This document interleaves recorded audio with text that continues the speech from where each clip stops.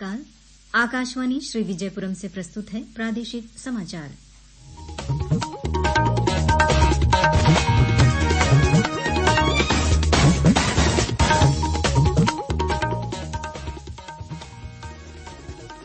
मुख्य समाचार। प्रधानमंत्री नरेंद्र मोदी ने मुंबई में भारत समुद्री सप्ताह के सम्मेलन में बंदरगाहों और जहाज निर्माण के विकास की सराहना की। प्रधानमंत्री ने कहा, भारत बनेगा विश्व व्यापार का लाइट हाउस। केंद्रीय पेट्रोलियम मंत्री ने कहा, भारत का समुद्री क्षेत्र 2047 तक 8 ट्रिलियन रुपए के निवेश को आकर्षित करेगा। दक्षिण अंडमान दिशा समिति के लिए सांसद विष्णुपद रे ने 7 सदस्यों का किया नामांकन। समिति करेगी विकास योजनाओं की समीक्षा। और सरदार एट 150 राष्ट्रीय एकता पदयात्रा की तैयारियां शुरू। अंडमान निकोबार प्रशासन और माई भारत मिलकर करेंगे पदयात्रा का आयोजन।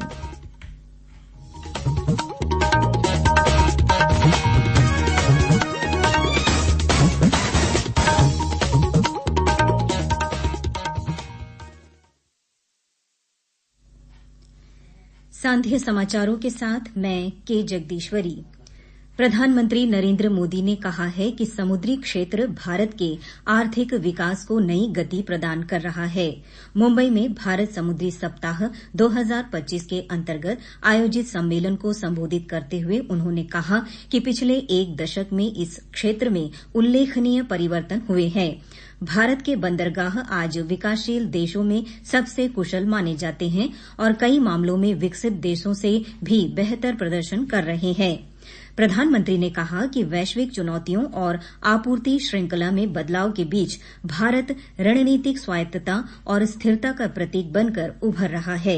उन्होंने बताया कि जहाज निर्माण को बढ़ावा देने के लिए बड़े जहाजों को अब बुनियादी ढांचा संपत्ति का दर्जा दिया गया है और पुराने औपनिवेशिक नौवहन कानूनों को आधुनिक स्वरूप दिया गया है। हमने 100 साल से ज्यादा पुराने कॉलोनियल शिपिंग लॉज को हटाकर 21st सेंचुरी के मॉडर्न और फ्यूचरिस्टिक लॉज लागू किए हैं।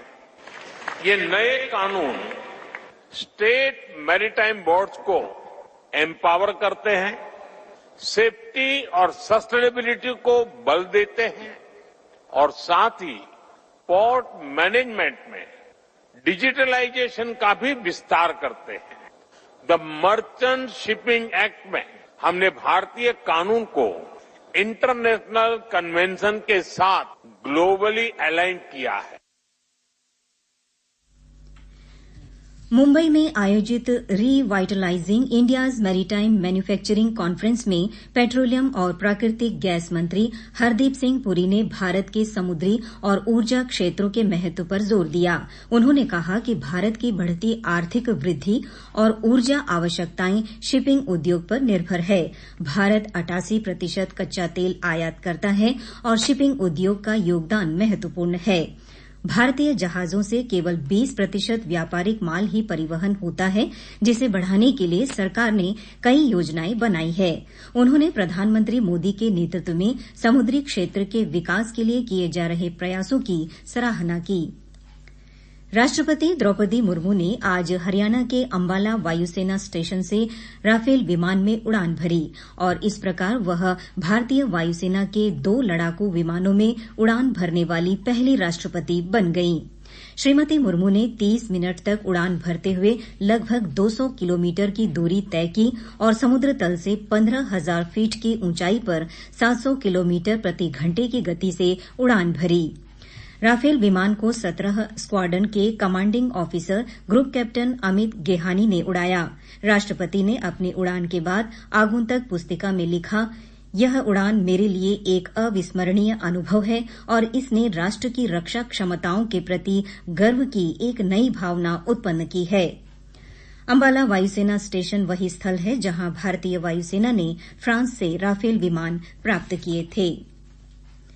प्रधानमंत्री नरेंद्र मोदी 31 अक्टूबर को दोपहर 2:45 बजे नई दिल्ली के रोहिणी में आयोजित अंतर्राष्ट्रीय आर्यन समिट 2025 में भाग लेंगे।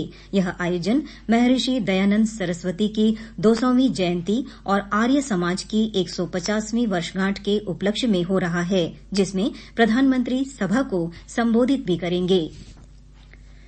प्रादेशिक समाचार आप आकाशवाणी श्री विजयपुरम से सुन रहे हैं। समाचारों में आगे प्रमुख हैं दिशा समिति और बैठक। आकाशवाणी श्री विजयपुरम से प्रसारित होने वाला यह प्रादेशिक समाचार बुलेटिन आप मीडियम वेव के साथ साथ FM 100.9 मेगाहर्ट्ज पर भी सुन रहे हैं। ये समाचार मोबाइल फोन और वाहनों के FM रेडियो पर भी उपलब्ध है।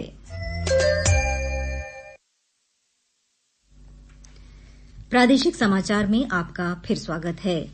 अंडमान एवं निकोबार द्वीप समूह के सांसद विष्णुपद रे ने दिशा समिति दक्षिण अंडमान के लिए 7 सदस्यों का नामांकन किया है। दिशा समिति की अध्यक्षता सांसद द्वारा की जाती है।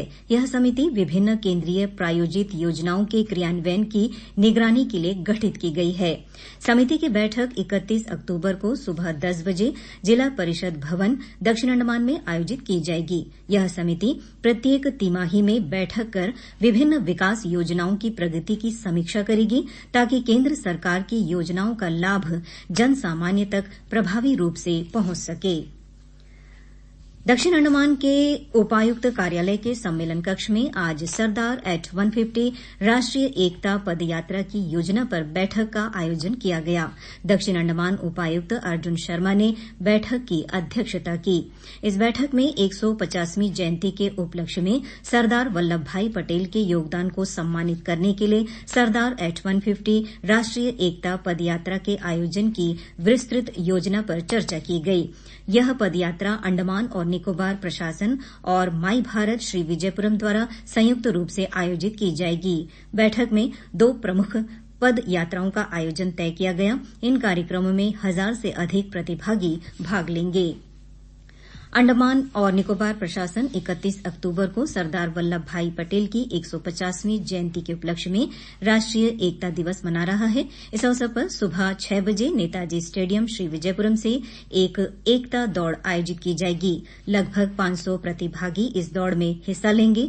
यह दौड़ नेताजी स्टेडियम, घंटाघर, बंगाली क्लब, SVPMC कार्यालय, अबड़ीन बाजार होते हुए नेताजी स्टेडियम में संपन्न होगा। इस आयोजन का उद्देश्य राष्ट्र की एकता, अखंडता और सरदार पटेल के योगदान के प्रति सम्मान प्रकट करना है।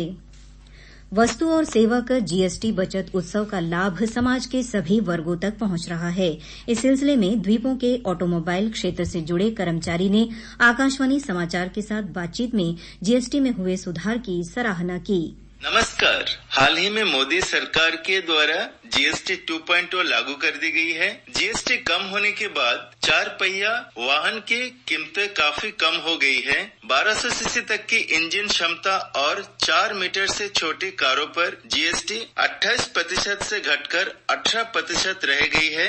SUV एवं लग्जरियस कारों पे यह दरें 50% से घटकर 40% कर दी गई है और सेस नहीं लगेगा। यह नई दरें 22 सितंबर 2025 से लागू हो गई है, जिसे मिडिल क्लास को काफी राहत मिली है। धन्यवाद।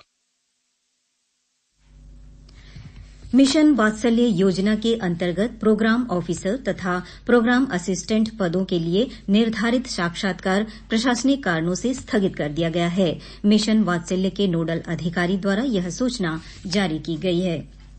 खराब मौसम के कारण कल और 31 अक्टूबर को प्रस्तावित ओपन तीरंदाजी प्रतियोगिता स्थगित कर दी गई है। नई तिथि शीघ्र ही घोषित की जाएगी। आकाशवाणी श्री विजयपुरम में हिंदी कैजुअल असाइनीज के लिए आयोजित ऑडिशन टेस्ट का अंतिम परिणाम घोषित कर दिया गया है। परिणाम आकाशवाणी के नोटिस बोर्ड पर उपलब्ध है। सफल अभ्यर्थियों से अनुरोध किया गया है कि वे कार्यालय समय के दौरान आकाशवाणी कार्यालय में व्यक्तिगत रूप से अपना सूचना पत्र प्राप्त कर सकते हैं। प्रशासन ने जानकारी दी है कि कल सुबह 9:30 बजे से 1 बजे तक ब्रिजगंज स्थित चिंते लॉन्ग रेंज का उपयोग छोटे हथियारों के फायरिंग अभ्यास के लिए किया जाएगा। स्थानीय जनता की सुरक्षा सुनिश्चित करने के लिए प्रशासन ने नागरिकों को इस क्षेत्र से दूर रहने की सलाह दी है। और अब अंत में मुख्य समाचार एक बार फिर। प्रधानमंत्री नरेंद्र मोदी ने मुंबई में भारत समुद्री सप्ताह के सम्मेलन में बंदरगाहों और जहाज निर्माण के विकास की सराहना की। प्रधानमंत्री ने कहा, भारत बनेगा विश्व व्यापार का लाइट हाउस। केंद्रीय पेट्रोलियम मंत्री ने कहा, भारत का समुद्री क्षेत्र 2047 तक 8 ट्रिलियन रुपए के निवेश को आकर्षित करेगा। दक्षिण अंडमान दिशा समिति के लिए सांसद विष्णु पदरे ने 7 सदस्यों का किया नामांकन। समिति करेगी विकास योजनाओं की समीक्षा। और सरदार एट 150 राष्ट्रीय एकता पद यात्रा की तैयारियां शुरू। अंडमान निकोबार प्रशासन और माई भारत मिलकर करेंगे पद यात्रा का आयोजन। इसके साथ ही प्रादेशिक समाचार का ये बुलेटिन समाप्त हुआ। नमस्कार।